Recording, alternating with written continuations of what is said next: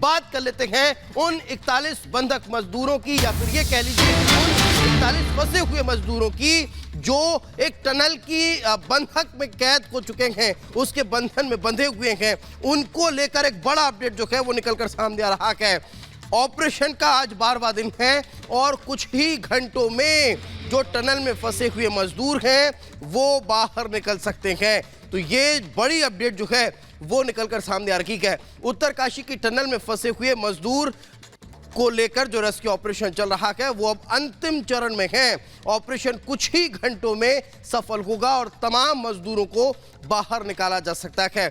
जल्दी ही ये जो 41 मजदूर हैं वो बाहर निकलने वाले हैं। इसको लेकर जो जानकारी है वो बताई जा रही है। आपको ये भी बता दें कि किस तरह से पिछले 12 दिनों से टनल में फंसे हुए मजदूरों को निकालने के लिए रेस्क्यू ऑपरेशन चल रहा है।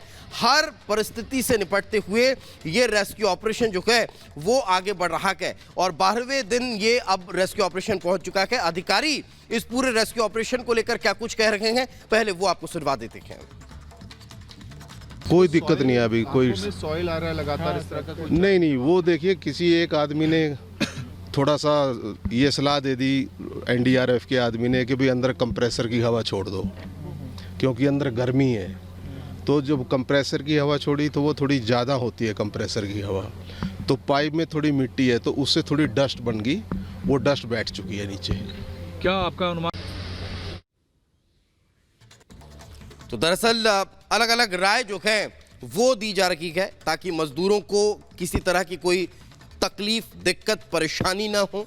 इन तमाम बातों का ध्यान रखा जा रहा है कि आखिर अंदर कहीं बहुत ज़्यादा गर्मी है तो फिर उसके लिए उन्हें किस तरह से सहूलियत दी जा सकती है। इतने दिनों से वहाँ पर कैद हैं तो फिर उन्हें खाने पीने के लिए किस तरह व्यवस्थाएं दी जा सकती है। वो तमाम चीज़ें जो हैं वो अलग अलग जो अधिकारी हैं, टीमें हैं, वो इस पर डिस्कस कर रखेंगे, मंथन कर रखेंगे और उस हिसाब से काम कर रहा है। तो जब कंप्रेसर से हवा दी गई तो फिर उस दौरान थोड़ी सी डस्ट जो है वो वहाँ पर देखने को मिली। खैर, ये अलग अलग अब 5 तस्वीरें इस वक्त आपके टेलीविजन स्क्रीन पर हैं कि कैसे ये ऑपरेशन चल रहा है। आज 12वें दिन में ये ऑपरेशन प्रवेश कर चुका है और टनल में एनडीआरएफ की टीमें जो हैं वो लगातार अब काम कर रही है। रेस्क्यू ऑपरेशन जो है वो तेज हो रहा है, एम्बुलेंस तैनात कर दी गई है, अस्पताल भी अब पूर्ण रूप से तैयार दिखाई दे रहे हैं।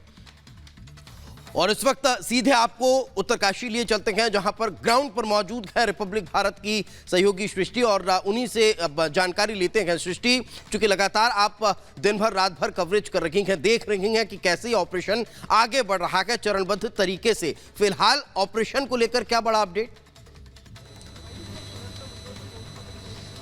बिल्कुल दीपेश, देखिए 1 से 2 घंटे का समय और लगने वाला है। जिस तरीके की जानकारी अभी मिली है, अंदर से कुछ लोग बाहर आए थे तो उनसे बातचीत हमने करने की कोशिश की है।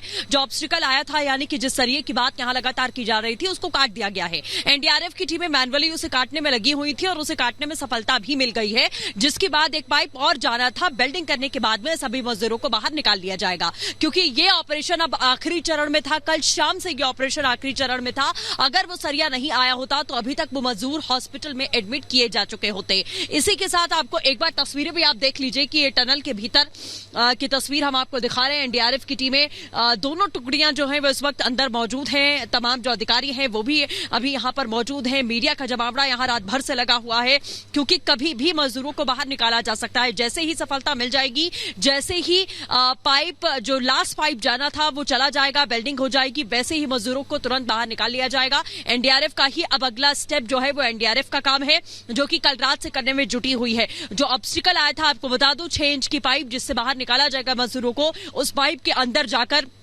एनडीआरएफ की टीम ने जो है वो उसे रिमूव करने की कोशिश की और सफलता भी मिल गई है। और अब 1 से 2 घंटे का इंतजार हमें और करना पड़ेगा, तब जाकर स्थिति थोड़ी समझ में आएगी कि आखिरकार अभी और कितना समय। बाहर लाने के बाद की तैयारियों की अगर हम बात करें तो तैयारी पूरी है, क्योंकि सबसे पहले अंदर का जो एटमॉस्फेयर रहा है वो बेहद गर्म है। टनल के भीतर बेहद गर्मी होती है और यहाँ पर बाहर टेम्परेचर आप समझिए माइनस में है, यहाँ खड़े होना मुश्किल है।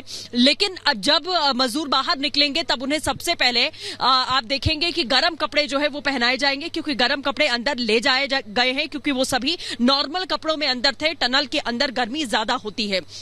उन्हें पहले गर्म कपड़े पहनाए जाएंगे, उनका पहले चेकअप टनल से निकालने के तुरंत बाद यहीं पर किया जाएगा। अगर किसी की सिचुएशन क्रिटिकल है तो प्राथमिक उपचार उन्हें यहीं पर दिया जाएगा। इसका भी एक टेम्परेरी जो इंतजाम है वो यहाँ पर किया गया है।